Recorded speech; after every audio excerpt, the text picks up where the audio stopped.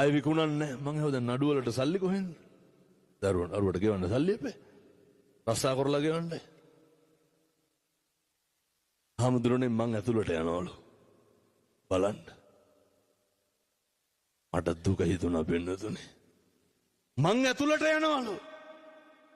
මං වෙයි. නැත්තව ලොකු පිරිසක් බේරනවලු එකෙන්. මේ ධර්මයේ හාස්කම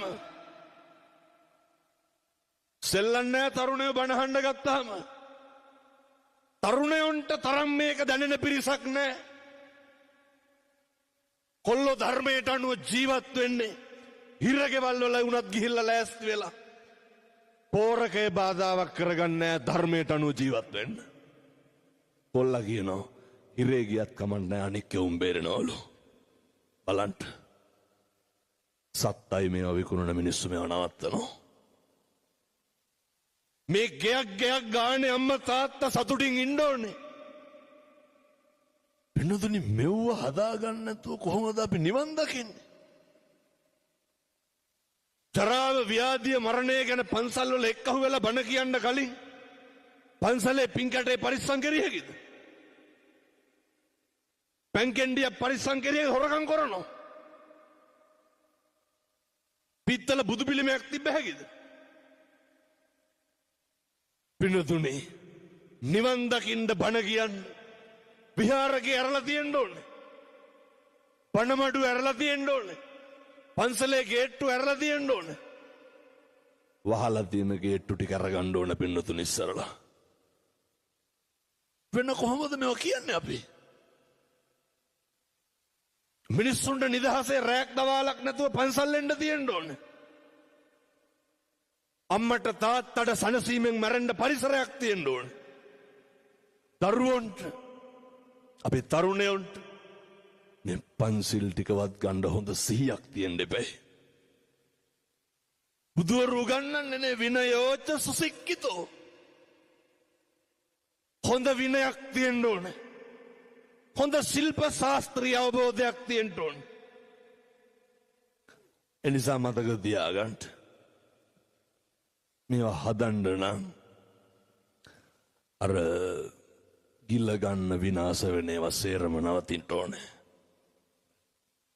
මම ඔය අපේ තාත්තලාට කියන්නේ තරුණ මහත්තුරුන්ට කියන්නේ බොහෝම පුංචි කාලය තුල හෙට ඉඳන්වත් හැදෙන්න හැම තැනකදීම කරන යෝජනාවක් තියෙනවා. පින්නතුනේ ඔය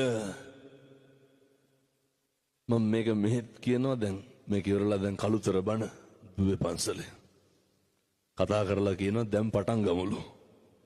ඇයි? පිරිලා.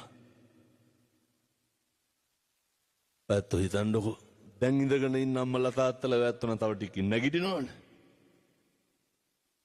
මිනිස්සුන්ට බණ අහන්න ඕන පින්නතුනේ. මිනිස්සුන්ට නිමෙන්න ඕනේ. මිනිස්සුන්ට දැනගන්න ඕනේ හාමුදුරුවනේ හරි මොකද්ද වැරදි මොකද්ද කියලා. මිනිස්සුන්ට දැනගන්න ඕනේ පව් මොනවාද පින් මොනවාද කියලා. හෙට ඉඳන් ගෙදර අම්මට තාත්තට දරුවන්ටව කිසි කෙනෙකුට මේක ඉතින් හෙට ඉඳන් කරන්න ඕන හොඳ? තෝ කියලාවත් කියන්න එපා. පැහැදිලිද මං කියන්නේ? හෙට ඉඳන් කිසි කෙනෙකුට තෝ කියලාවත් කියන්න එපා. මම කියනවට ඕක නවත්තන්නකෝ.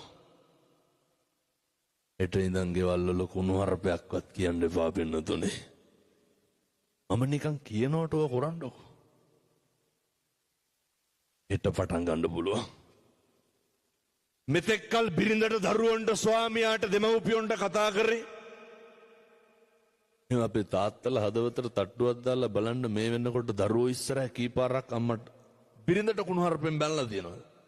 මේ දරුවෝ ඉස්සරහ බිරිඳට කුණුහරුපෙන් බයිනවනේ. කෙලලා ගිහුවම මොකද කරන්නේ? ඕව නවත්තන්න. මගේ දුවේ මගේ පුතේ කියලා අම්මා තාත්තා එක්ක ඉන්න ඕනේ. මගේ අම්මේ මගේ තාත්තේ කියලා දෙමව්පියෝ එක්ක ඉන්න ඕනේ. හරි හොඳට ගෙවල් වල පවුල් වල ඉන්න පින්නතුනේ 7-800ක් නෑ 5 දෙනයිනේ ඉන්නේ නේ.